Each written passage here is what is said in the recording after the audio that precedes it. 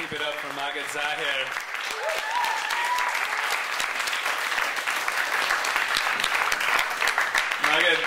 Maged, thank you, and honestly and earnestly, thank you for standing us up last year, because I'm glad that you went to Cairo and were a part of the revolution and came back and are sharing what you observed and what you created. Thank you for that. Not yet. I can't read if you turn them off now. So before I introduce Andy, I want to introduce Tessa, who's not here, because Tessa Hull, who's a friend of Andy Prendergast and a friend of 826 Seattle, it's a little plug for my job, and a friend of mine, is a fantastic illustrator and is in Antarctica, where I don't know, Andy, I vaguely recall her being part of the Occupy Antarctica movement? Yes, that's right. That's correct, okay. All four of them standing out there in snowdrift. So Tessa is responsible for some percentage of the illustrations, and maybe you can speak to that or not. But Tessa in Antarctica created and helped put together this presentation by Andy Prendergast, who was a creative writing major who became a developmental biologist, possibly because he got drunk and fled out and Phil fucking can't see between the lines. Possibly because he got drunk and filled out some forms incorrectly in college. He gave a talk at Breadline one time and immediately put it on his curriculum vitae. Really? Really? If you're old school breadliners, you've seen the flyer with the "What WTF is Breadline" on the zebrafish. That's my man right here. He recently submitted a long-ass paper to development. I'm assuming that's publication, and is going to need a job really soon. So maybe offer him one if you've got one available. Also, asked him about the time he was doing an art project and inadvertently caused a chemical terrorism scare at the University of Washington. Wait, was that a joke? Before I start, I'd like to propose a toast. Has everyone seen Terminator 2? Yeah, okay. So you guys know there's a scene where the T-1000 is immersed in liquid nitrogen.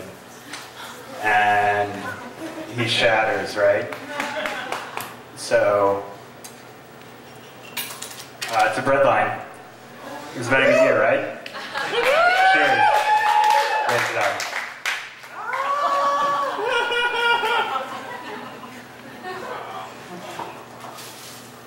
Rush really cold.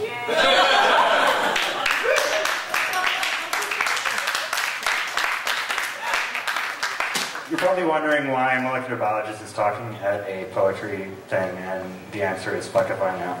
But I studied developmental biology, and what's cool about developmental biology is that I work in fish embryos, and so everything in life starts out as a single layer of cells. So up there on the up on the upper left, you can see basically there's one layer of cells sitting on a yolk ball. And over the course of this is 24 hours development in a fish, and it sort of folds itself up and becomes this three-dimensional structure that's unbelievably intricate. And last time I talked, I didn't really do it justice, but this is a zebrafish embryo at 3 days, and you can see this really intricate network of vasculature in green, so blood vessels in the brain. And in red, I'm showing you the developing musculature. So the fish is capable of developing these incredibly complex structures. And so just to talk about something that's sort of closer to what I actually work on, in yellow is the nervous system of the fish, and in blue is, again, the vasculature. And you can see these really gorgeous structures that are forming. So on the left panel there is the layering of neurons in the retina. In the middle are sort of these really fine projections coming out of the brain. And on the right is the vasculature in the liver, which is this, an organ that I hate and that I try to destroy with alcohol as often as I can.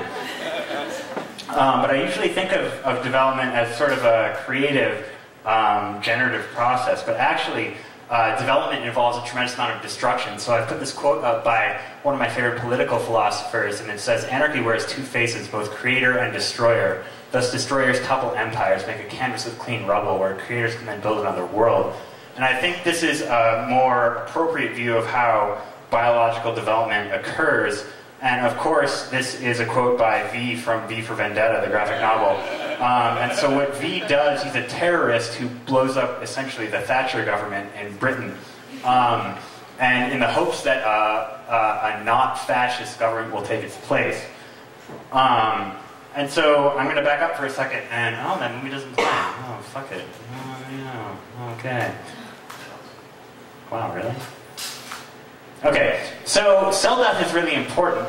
And I got into this a long time ago, but just to illustrate sort of how in your daily life cell death happens. So this is dictyostelium, which is a slime mold, and a slime mold basically is an aggregation of amoebas which sort of form up into this like structure down at the bottom left that sort of looks like kind of a turd there. And it sort of moves as a colony and feeds. And the remarkable thing about dictyostelium is that when it's time to reproduce, it reproduces asexually. And that's shown in this life cycle here. It sort of raises itself up on this sort of Dr. Seuss-like structure that's called the fruiting body on top of this trunk. And in doing so, the entire trunk dies. The trunk is made up of about 20% of the slime mold, and it voluntarily undergoes suicide in order that the fruiting body can generate spores that then form the next generation. And so you're like, well, okay, that's a slime mold, like, kind of who cares? But actually, this happens in mammals also. So if you look at your hand, you think, well, okay, how does a hand develop? You might think that, well, you have a ball and then fingers kind of like grow out of it, but that's not actually what happens. What happens is that you start out with a sort of paddle type thing with webbing in between it. And all the cells, all the flesh in between your fingers actually dies off. The cells kill themselves in order that you can have separate fingers. If this doesn't happen, you get a condition known as syndactyly, or fused digits. And so I'm showing you a mouse mutant here where that hasn't happened. This actually happens in 1 out of 2 to 3,000 live human births. So it's a really common birth defect. And you might be thinking, well, okay, well that's in mice and that's in early development, so who cares? But actually, cell death happens throughout life. This is a human ovary that has grown teeth and hair. And so this is a thing that can happen when your cells don't kill themselves when they're supposed to. So this is a tumor that has decided to transdifferentiate as teeth and hair. And so, like, literally you can get teeth in your reproductive tract, and I'm not going to make a vagina dentata joke here because I don't think it's necessary. But cell death is really important, and if you're not convinced, like, let's assume I've been talking for 10 minutes here. In that time, 350 million cells in your own body have voluntarily killed themselves, just so you can go on living the way you're accustomed to normally. Hopefully. Yeah, right on. Brain cells kill themselves all the time. Yeah, no joke. Okay, so I'm up here, and this talk is about to get really even more morbid than it already has been. Because you've probably been exposed if you watch the news or you watch action movies or historical documentaries. If you look at people who are in emergency services or in wars, there's this idea of heroism that people die, they sacrifice themselves for the greater good, and clearly cells do this.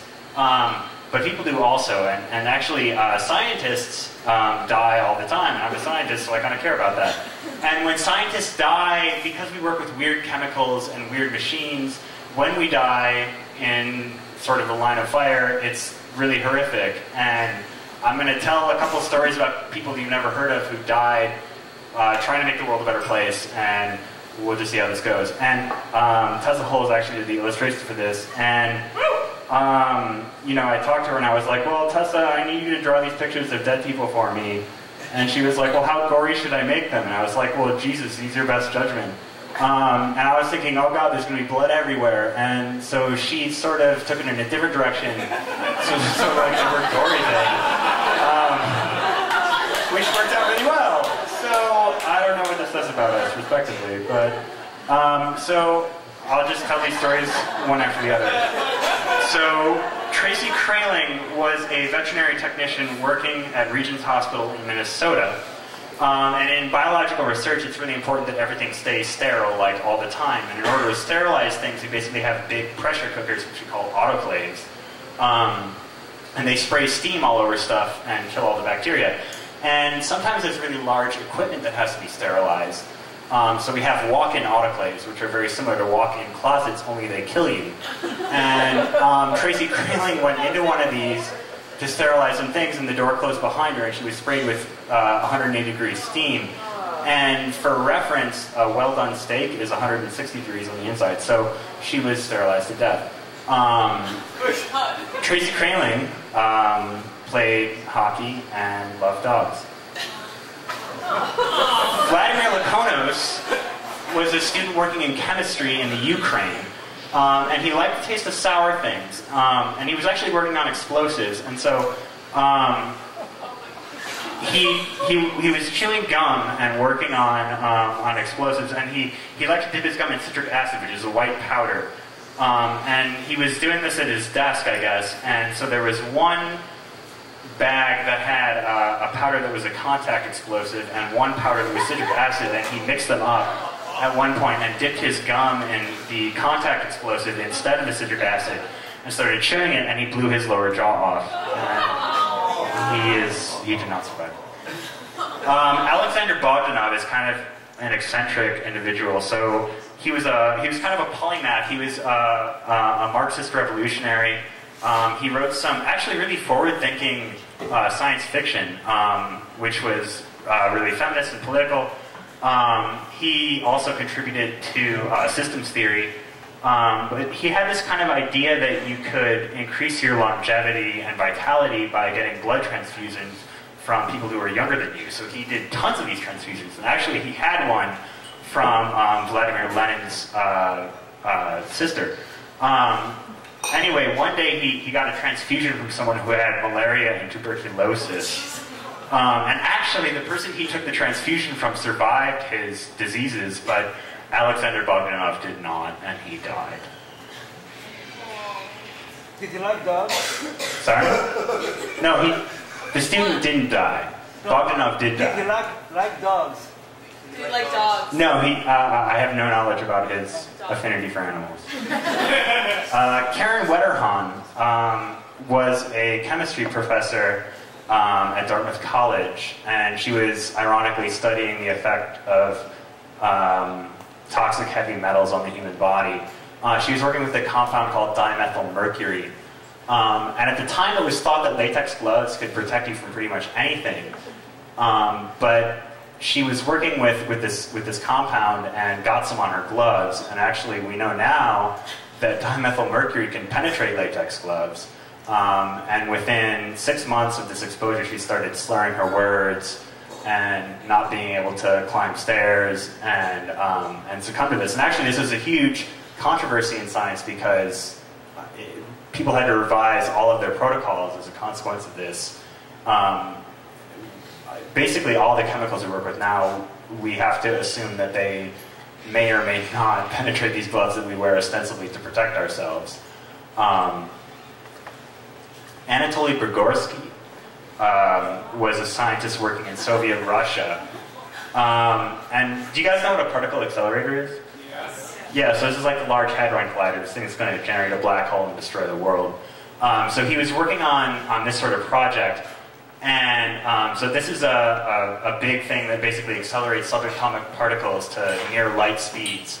And he was diagnosing a malfunctioning piece of equipment in one of these particle accelerators and stuck his head into the beam path. And so it wasn't just the cyclotron that was malfunctioning, also all the safeties that were supposed to turn the beam off were also malfunctioning. And he was hit in the face with a proton beam. And actually paralyzed the left half of his face, which swelled up, and he was taken away to die under observation because no one had ever been irradiated by a particle beam before, and people were really curious as to how he was going to die. And actually, this is the only case that I'm going to present to you where he didn't die. He actually is still alive to this day. Yeah, right? So the left half of his his face is actually frozen. It looks kind of like he's gotten Botox every day. It actually hasn't aged. But he lives in relative poverty in Protovino, Russia, with his wife. And you know, when the beam hit him in the face, he said it was like looking into a light that was brighter than 1,000 suns, which I think is pretty rad. And I'm going to end by telling the story of Louis Slotin. I think this is maybe the most epic of the stories I have to tell. So you're probably all familiar with the Manhattan Project, which is the United States government project to develop the atomic bomb. So Louis Slotin was kind of a cowboy scientist. He was an amateur boxer. At one point, he was trying to run experiments on a nuclear reactor. And so nuclear reactors are submerged under a body of water, and that water absorbs radiation from the nuclear pile. And one day, all his scientist friends were like, look, I know you want to run this experiment on this weekend, but we're going to close the reactor down on Monday. Like, just chill out for a second. He was like, no, I really want to like run this experiment now. So he actually stripped down and dove into the pool of water that was radioactive and made adjustments at the bottom of this nuclear reactor. And he was totally fine. This isn't actually what killed him. He was working on these criticality experiments, these experiments to determine how much fissile material you needed to have in one place in order to generate this nuclear chain reaction that would destroy an entire city. And the way this works is you have two reflectors, these hemispheric reflectors that fit around a core of plutonium. And the way that these experiments were designed is that it was separated by a particular apparatus. And Slotin decided this was too slow, and he was actually keeping these two hemispheres separated with a screwdriver. And so one day the screwdriver slipped, and the two hemispheres came into contact. And he reported seeing a blue glow.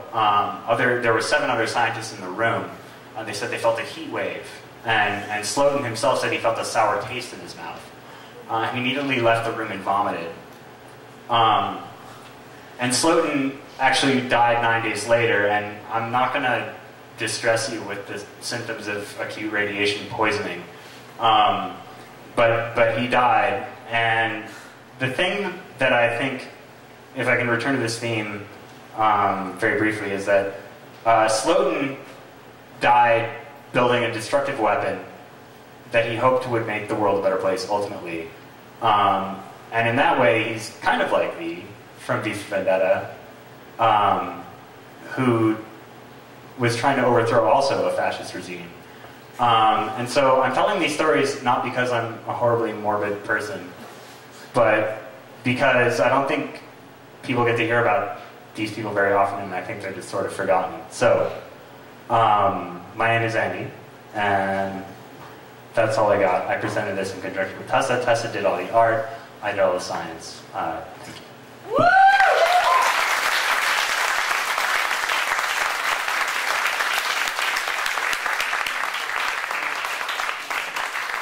Andy Prendergast, illustrations by Tessa Hall. Keep it rolling.